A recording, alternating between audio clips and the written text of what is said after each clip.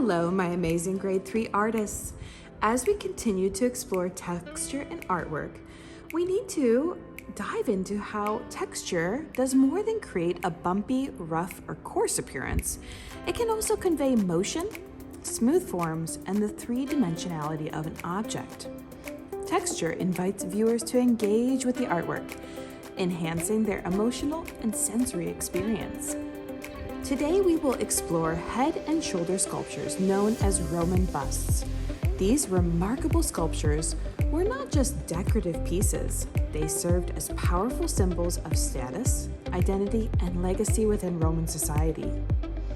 Carved from smooth, polished marble, these busts often took months or even years to complete, reflecting the skill of the artists and the significance of their subjects, typically individuals of great importance or wealth. As we delve into the history and artistry of Roman busts, we're reminded of our own value. God tells us in His Word that we are sons and daughters of Christ, princes and princesses of our Most High King. Today, we will honor this identity by creating our own Roman busts in our image, celebrating our uniqueness and the importance we hold in the eyes of God. Today you will have a template that has the shape of your face, the base of the bust, and also the iconic half arm that is prevalent in so many of the Roman bust sculptures. Today you need to be working on creating a look that is similar to your own appearance. You are welcome to reference the sheet that has some different options of how to draw noses, mouths, but I would stray away from the ones that are too cartoonish as it won't look historic.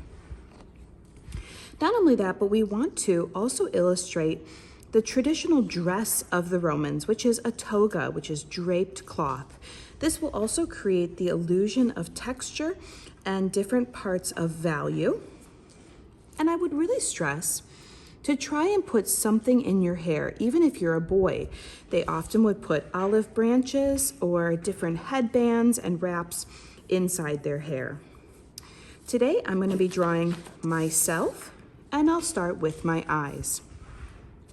Using the reference sheet on the front, you can see some basic ways to start your eye or some simple eyes as well.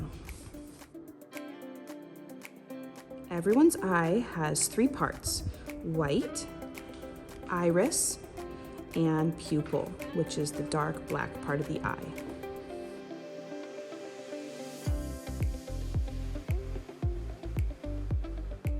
Your ears should go all the way from your eye down to the bottom of your nose. And for your hair, please make sure to put some of the hair on your forehead.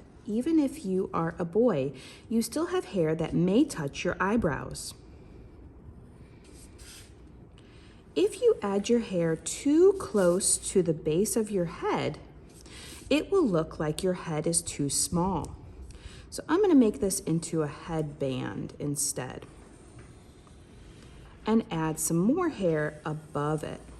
We want our hair to almost touch the top of the paper, even if you are a boy.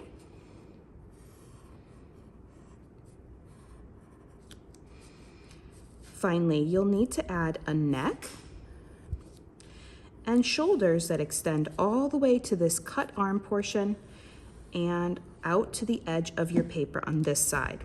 So you'll get the idea that your portrait should come all the way to the top and the sides of your paper. For the toga, we want to add bumpy folds, as well as a place where it comes onto your shoulder somewhere. I like to add a little pin with a simple shape and lines that illustrate that this is folded fabric. Creating little teardrop shapes like this can help add places where there is texture and value that we will add inside these places.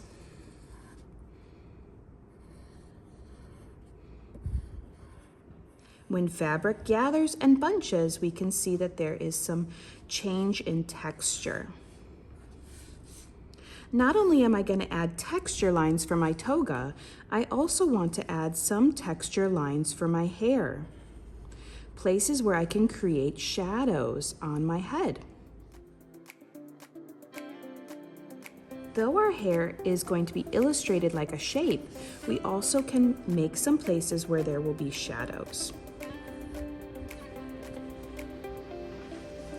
Okay, I have completed my portrait and made sure that my hairline goes all the way up to the top and included folds in my toga. The last thing that I should work on today is outlining everything with my black zebra marker.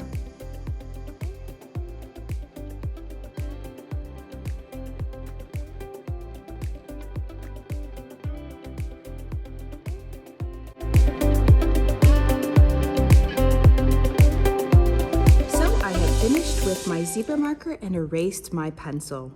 The next thing that we are going to do is take a gray marker and start to fill in some of the places where there would be shadow on our portrait, our bust. So some of the places that I know are shadowed are under our neck, under our nose, behind our ears where our hair is, and of course down here where our toga is folding. So let's start first by taking our gray marker and outlining our shapes right next to where our black zebra marker is.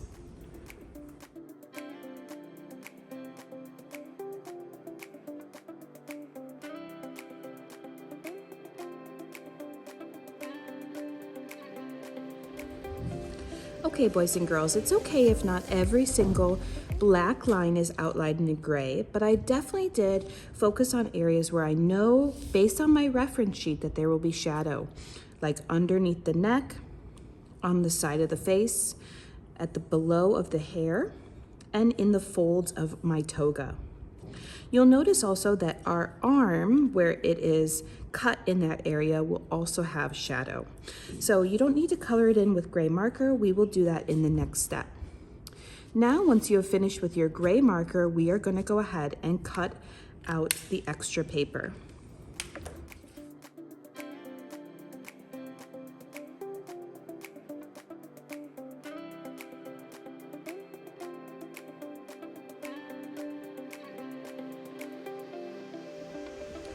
Now that we've finished cutting out our self-portrait bust, we are ready to arrange it together with a pedestal. You'll be getting a piece of gray paper that has your name, class, number stamp on the back and a black piece glued to the bottom.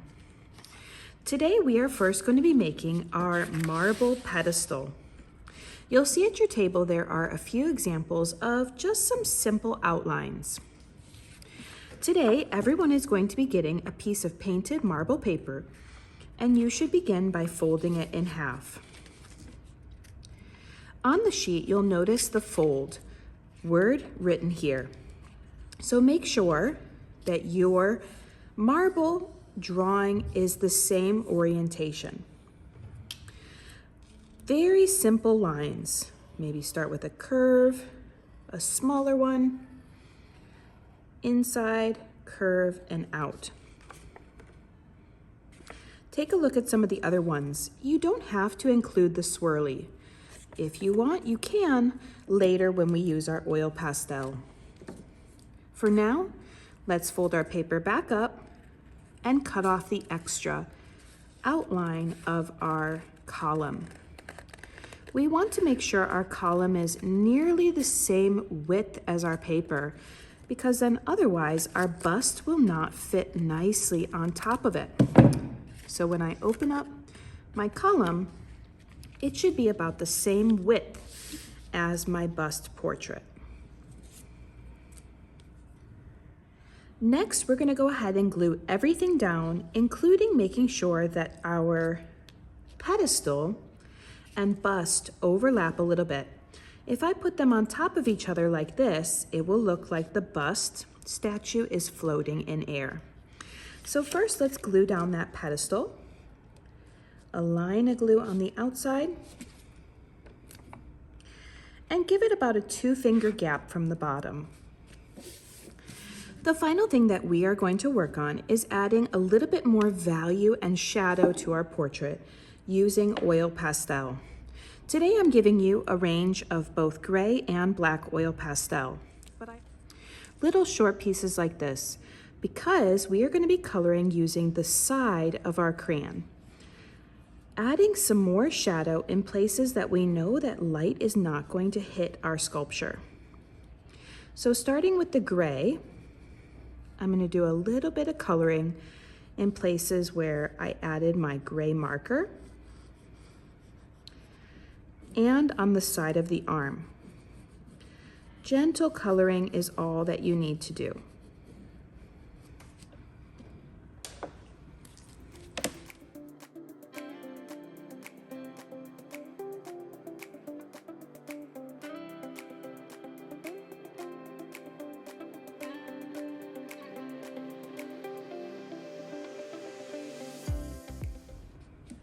After finishing with my gray oil pastel, I'm going to transition to using my black.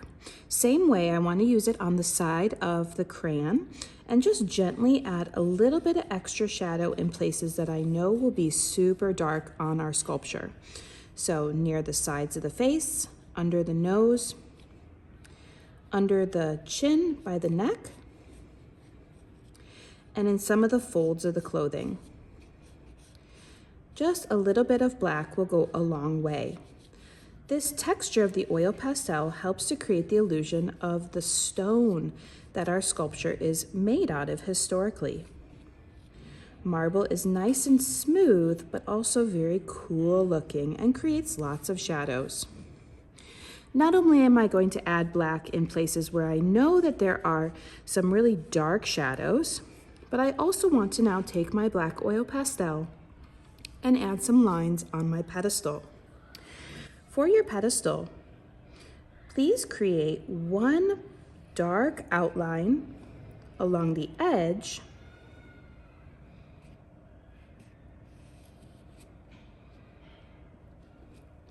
and then continue to add curved lines that meet up on either side. And maybe now adding in some of those curved parts of our column.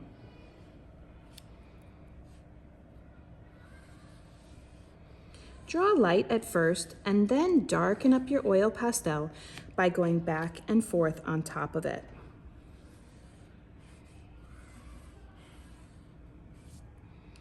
Columns also have little parts where they have scooped out places, so long, curvy shapes. Your column will look more historic if you also include some of these shapes on yours.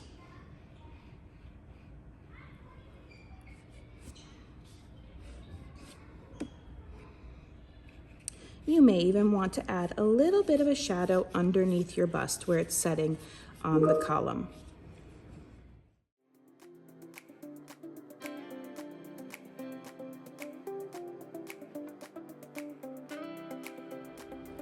All right, my amazing grade 3 students, I have created my Roman-inspired bust that has lots of smooth texture and value that illustrates the curves and folds of my 3-dimensional sculpture. I hope you enjoy creating your own Roman-inspired work of art.